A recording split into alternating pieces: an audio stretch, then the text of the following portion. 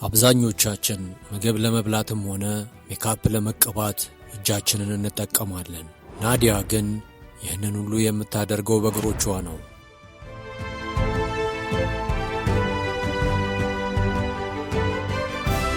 ያለ እጅ ተወልዳ ምንም ማድረግ አትችም ከተባለችበት የሲሲሊ መንደር ተነስታ የሀገሪቱ ፕሬዝዳንት እስከ ሸለሟት ከፍተኛ የክብር ማዕረግ ድረስ አስገራሚ የህይወት ጉዞን ተጉዛለች።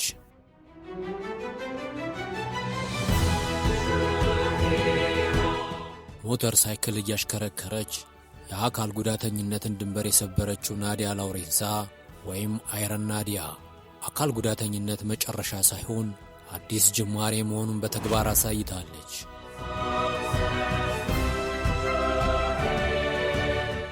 በሚሊዮኖች የሚቆጠሩ ሰዎችን እያነቃቃ ያለው ዛሬ የዚህች ድንቅ ሴት የህይወት ታሪክን እንመለከታለን። አብራችሁን ቆዩ።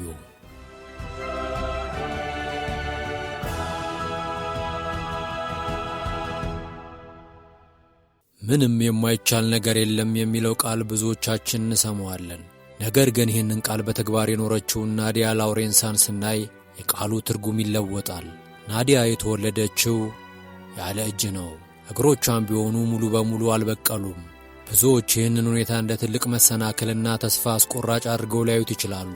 ናዲያ ግን አካል ጉዳተኝነት የኔ መደበኛ ህይወት ነው ትላለች። ዛሬ በቲክቶክ ከ2.2 ሚሊዮን በላይ ተከታዮች ያሏት በሚሊዮኖች የሚቆጠሩ ሰዎችን የምታበረታታና በጣሊያን ፕሬዝዳንት ከፍተኛ የክብር ሽልማት የተሰጣት ታዋቂ እንስት ናት። ናዲያም የተወለደችው በጣሊያን ሲሲሊ ውስጥ በምትገኝ ራካልሙቶ በሚባል ትንሽ መንደር ነው። ፎኮሜሊያ በሚባል የጤና እክል ምክንያት ያለ እጅ ስትወለድ ወላጆቿም ሆኑ ዶክተሮቹ አስቀድመው አላወቁም ነበር። ናዲያም በአንድ ወቅት እንዲህ ብላ ነበር፣ በትንሽ የሲሲሊ መንደር ውስጥ አካል ጉዳተኛ ሆኖ መወለድ 2 ጊዜ አካል ጉዳተኛ እንደመሆን ይቆጠራል።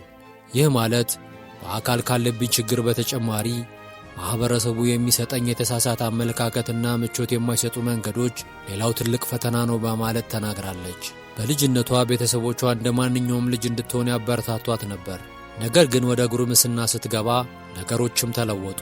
ጓደኞቿ ፍቅር ሲጀምሩና ሲዝናኑ፣ እሷ ግን ሁልጊዜም እንደ ትንሽ ልጅ ትታይ ነበር።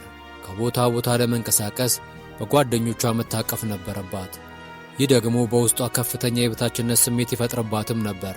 የናዲያ ሕይወት የተቀየረው በ24 ዓመቷ ነው። ለብዙ ዓመታት ሰው ሰራሽ እግር መጠቀምን አልፈለገችም ነበር። ነገር ግን ነፃነትን ፈለገች። በ24 ዓመቷ ለመጀመሪያ ጊዜ በእግሯ ለመቆምም ወሰነች። ይህ ጉዞ ቀላል አልነበረም። አዋቂ ሰው ሆና እንደ አዲስ መራመድን መማር ከፍተኛ ጥረትና ስቃይ ነበረው። ራሷንም አይረን ናዲያ ብላ ሰየመች። የስሟም መነሻ አይረን ማን ከሚለው ፊልም ነው።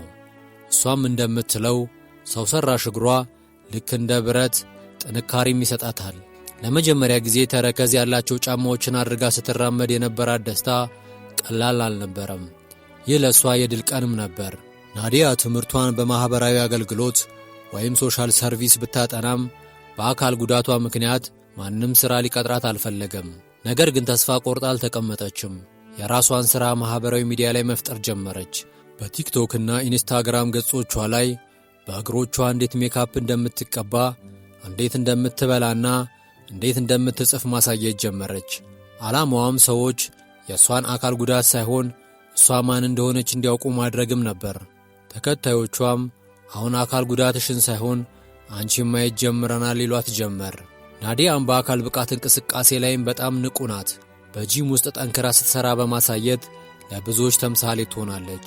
ሌላው አስገራሚ ሥራዋ ሞተር ቴራፒ ነው። ከጓደኛዋ ሮሳሪዮ ፋሩጃ ጋር በመሆን ሞተር ላይፍ የተባለ ማኅበር በመመስረት አካል ጉዳተኛ ልጆች በሞተር ሳይክል እንዲሳፈሩና የነጻነት ስሜት እንዲሰማቸውም ታደርጋለች። ናዲያም በሞተር ሳይክል ላይ ስትሆን አካል ጉዳተኝነት ስሜቱ የለኝም ትላለች። ይህ ሁሉ ጥረቷ በከንቱም አልቀረም።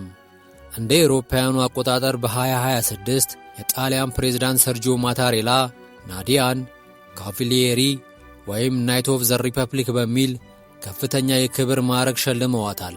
ሽልማቱም የተሰጣት በማኅበራዊ ሚዲያ አማካኝነት የድጋፍ መረብ በመፍጠሯም ነው።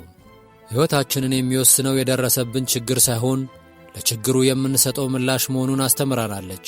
የእሷን ፍልስፍና ማለም የሚችሉ ብቻ መብረር ይማራሉ የሚል ነው። ነጻነት ማለት ምርጫ እንዲኖረን ማድረግ ነው።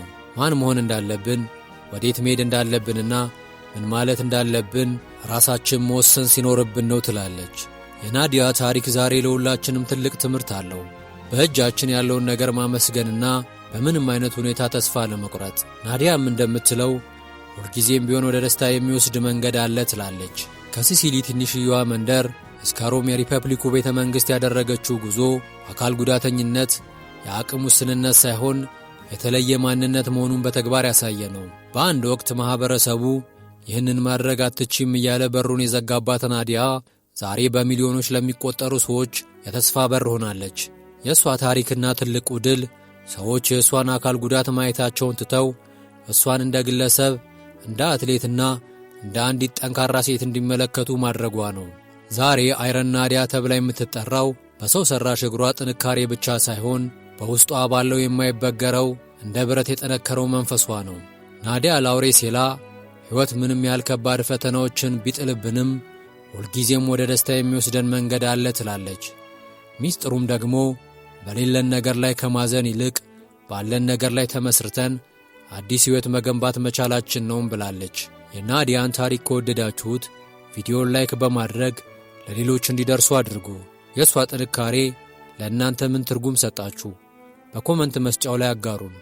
ለተጨማሪ አነቃቂና አስገራሚ ታሪኮች ቻናላችንን ሰብስክራይብ ማድረጋችሁ እንዳትረሱ። ምንም የማይቻል ነገር የለም። ቸር ሰንብቱ።